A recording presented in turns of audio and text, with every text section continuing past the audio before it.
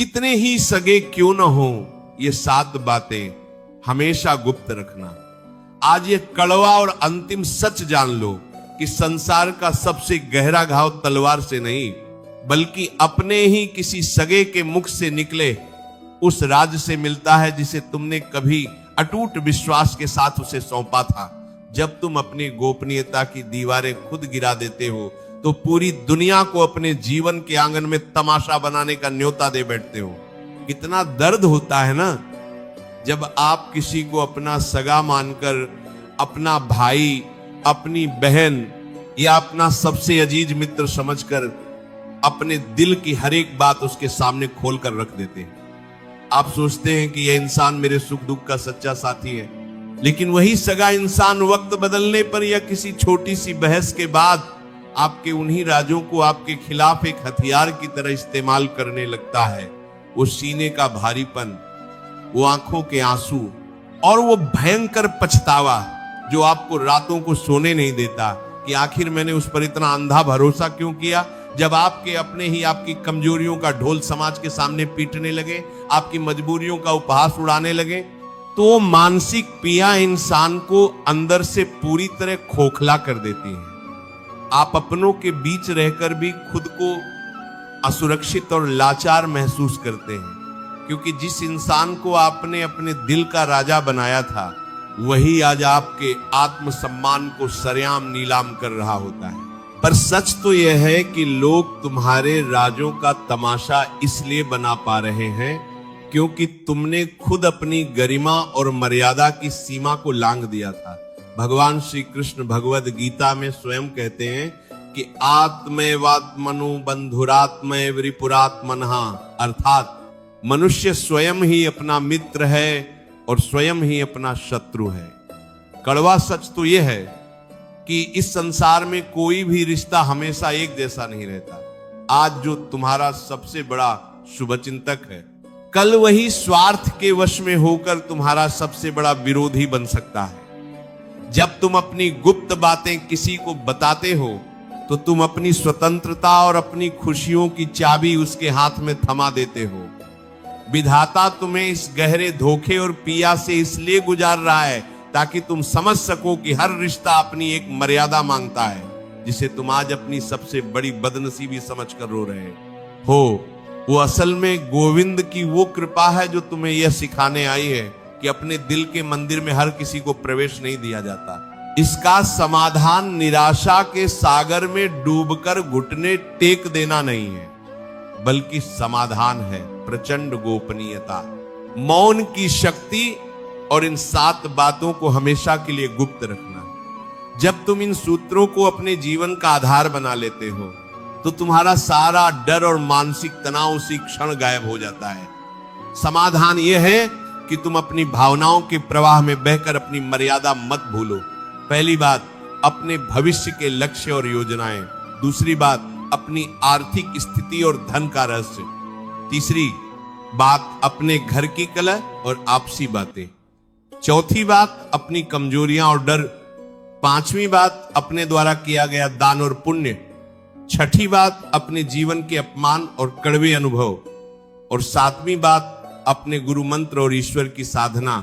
जब तुम इन 7 बातों पर मौन धारण कर लेते हो तो दुनिया का कोई भी इंसान तुम्हें कभी नीचा नहीं दिखा सकता। शांत हो जाओ और अपनी ऊर्जा को बाहर बिखेरने के बजाय उसे अपने भीतर संचित करो ताकि तुम्हारी सफलता खुद ब खुद शोर मचाए। गोपनीयता की इसी प्रचंड शक्ति और अपनी गुप्त बातों को प्रकट करने से मिलने वाले भयंकर विनाश को गहराई से समझने के लिए हमें पुराणों के उस महान और अलौकिक प्रसंग की ओर चलना होगा जहां एक परम शक्तिशाली राजा के मुख से निकले केवल एक राज ने उसकी पूरी नियति को बदल दिया और सिद्ध किया कि कितने ही सगे क्यों न हो, कुछ बातें हमेशा गुप्त ही रहनी चाहिए। ये अमर गाथा है श्रीमद् भागवत पुराण और महाभारत में वर्णित असुर राज बलि और उनके राज की राजा बलि विरोचन के पुत्र और प्रहलाद के पौत्र थे, जो अत्यंत पराक्रमी और दानी थे। उन्होंने अपने बल से तीनों लोगों को जीत लिया था और स्वर्ग पर अपना अधिकार कर लिया था। जब देव माता अदिति ने अपने पुत्रों के कल्याण के लिए भगवान विष्णु की तपस्या की, तो भगवान ने उनके यहाँ वामन अवतार के रूप में जन्म लिया। भगवान वामन एक छोटे से बटुक ब्राह्मण का रूप धारण करके राजा बलि के यज्ञशाला में पहुंचे। राजा बलि अपनी उदारता के मद में थे। उन्होंने वामन देव से कहा, हे ब्राह्मण देव, आप मुझसे जो चाहे मांग ले, मैं आपकी हर इच्छा पूरी करूंगा। वामन देव ने मुस्कुराते हुए केवल 3 पग भूमि की मांग की। राजा बलि के कुलगुरु त्रिकालदर्शी महर्षि शुक्राचार्य तुरंत समझ गए कि ये कोई साधारण ब्राह्मण नहीं, बल्कि स्वयं साक्षात नारायण हैं, जो बलि का सर्वस्व छीनने आए हैं। शुक्राचार्य ने राजा बलि को अकेले में ले जाकर चेतावनी दी और कहा, हे बलि, तुम इस ब्राह्मण को दान देने का वचन मत दो। यह साक्षात विष्णु है, जो देवताओं का हित करने आया है। यदि तुमने इसे 3 पग भूमि दे दी, तो ये 2 ही पग में तुम्हारा सारा ब्रह्मांड नाप लेगा और तीसरे पग के लिए तुम्हारे पास कुछ नहीं बचेगा। मेरी बात मानो और इस राज को गुप्त रखो। अपने दान के संकल्प को पीछे ले लो। लेकिन राजा बलि के भीतर अपने दानी होने का एक सूक्ष्म अहंकार था। उन्होंने गुरु की गुप्त आज्ञा को महत्व नहीं दिया और भरी सभा में अपने दिल का वो राज प्रकट कर दिया कि चाहे साक्षात भगवान भी क्यों नहीं चाहे हो, यदि वो मेरे द्वार पर याचक बनकर आए हैं तो मैं अपना वचन भंग नहीं करूंगा। जैसे ही राजा बलि ने संकल्प का जल अपने हाथ में लिया, भगवान वामन ने अपना विराट रूप धारण कर लिया। उन्होंने एक पग में पूरी पृथ्वी नाप ली और दूसरे पग में समस्त स्वर्गलोक नाप लिया। अब तीसरे पग के लिए पूरी सृष्टि में कोई स्थान नहीं बचा था। राजा बलि का सारा वैभव, सारा साम्राज्य और उनकी शक्ति एक पल में समाप्त हो गई। वे पूरी तरह असहाय होकर खाए थे। लेकिन बलि ने अपने दादा प्रहलाद के संस्कारों को याद किया और शांत रहकर अपना मस्तक आगे कर दिया। भगवान ने तीसरा पग उनके सिर पर रखा और उन्हें सुतल लोक का राजा बना दिया।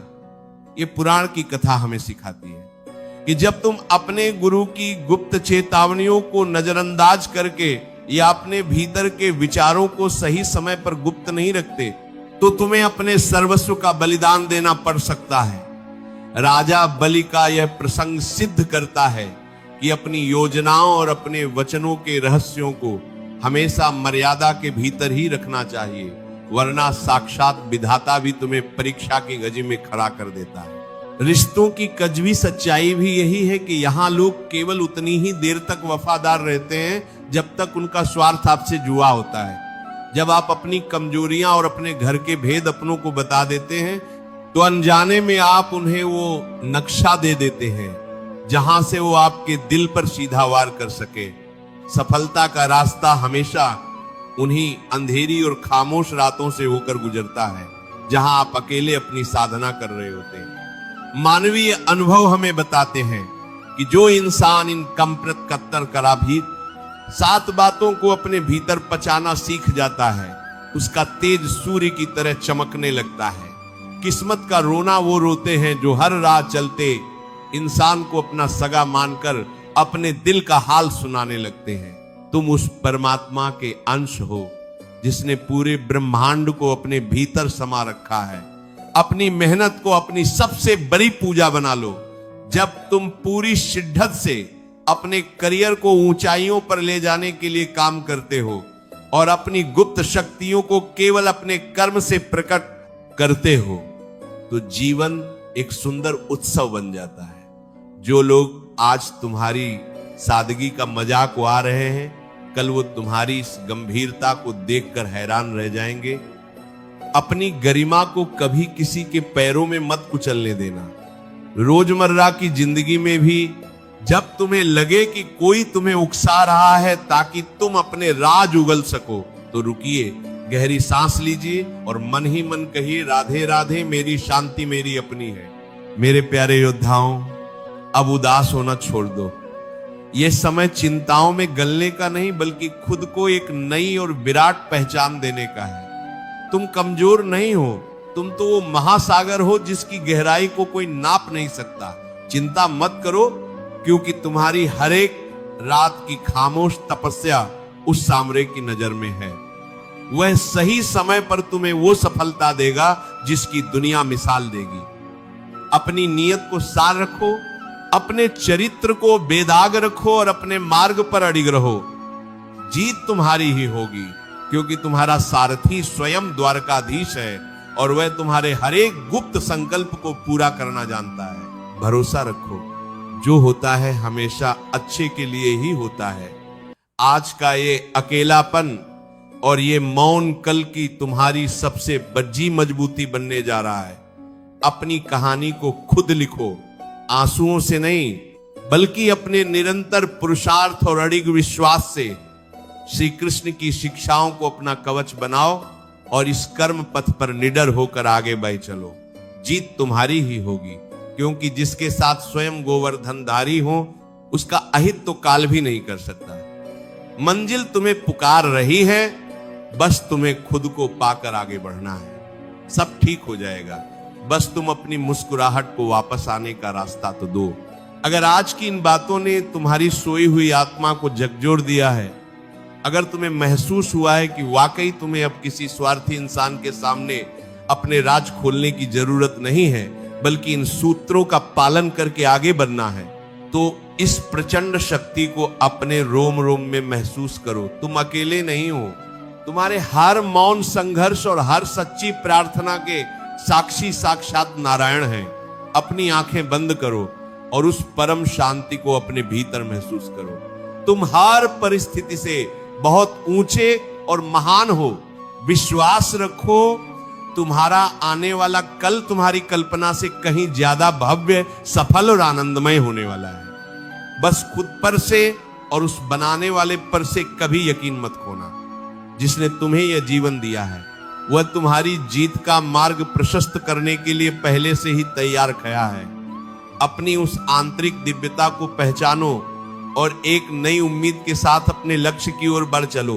सब ठीक हो चुका है, बस तुम्हें मुस्कुराकर आगे बढ़ना है। मेरे प्यारे साथियों, आज की ये प्रेरणा केवल सुनने के लिए नहीं है, बल्कि इसे अपने जीवन के हर एक क्षण में उतारने के लिए है।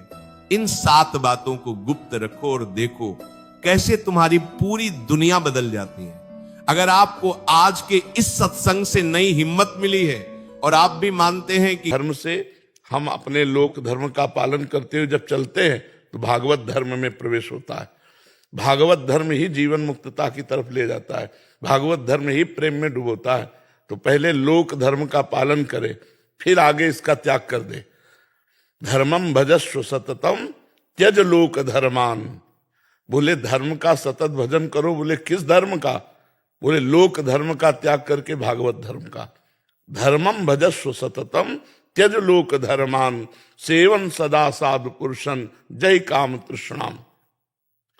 ये भागवत धर्म का परिचय कहां से मिलेगा?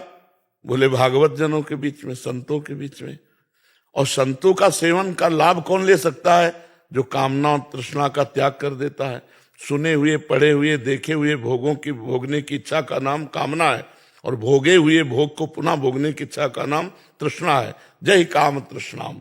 सावधानी, अन्यस्य दोष गुण चिंतन मासु मुक्त्वा सेवा कथा रस्म हो नितराम पिबत्वम। दूसरे के गुण दोष का चिंतन करना त्याग कर निरंतर भगवान भक्त और समाज की सेवा, भगवान की लीला गुण नाम का चिंतन गायन, इसी से परम पद की प्राप्ति होती है।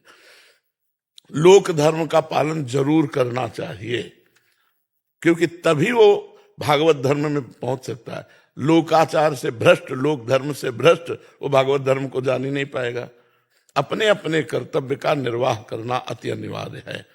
जैसे संन्यास धर्म को स्वीकार करना चाहते हैं अर्जुन जी, भगवान कह रहे युद्ध करो, अपने कर्तव्य का पालन करो। तुम्हें जो लोक धर्म मिला है उसका पालन। क्षत्रिय कुल में जन्मे हो, तुम्हारा युद्ध इस समय अवसर आ गया है धर्म, तो इसको करो। अब जैसे दान पुण्य आप नाम ले रहे हो कि दान पुण्य, हमारी दृष्टि में इसका कोई महत्व नहीं है। दान पुण्य का कोई महत्व नहीं, क्योंकि एक लोहे की जंजीर है जो अशुभ कर्म पाप कर्म है, और दान पुण्य। सोने की जंजीर बंधा तो दोनों से है। अगर ऐसा दान करे तो दियम वस्तु गोविंदम तुभ्यमेव समर्पये। हे भगवान, आपने जो हमें दिया है वो आपको समर्पित है। सामने हम जिसकी भी सेवा करें उसे भगवान मान, इससे भगवत धर्म का प्रादुर्भाव हो जाएगा। ये जो दान पुण्य सब साधारण बातें हैं। असाधारण बात है नाम जप करना। नाम जप करते हुए अपने कर्तव्य का पालन करो, सब धर्मों की